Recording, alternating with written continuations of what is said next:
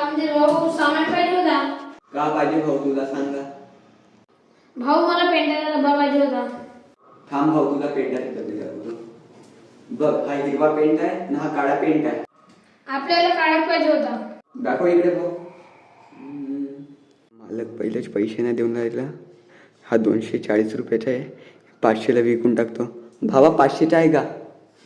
काय एवढा महाग का? तू का पहिली वेळ पेंट घालालास का? बरं देऊन टाके 500 रुपये. मी आता देतो डब्बा.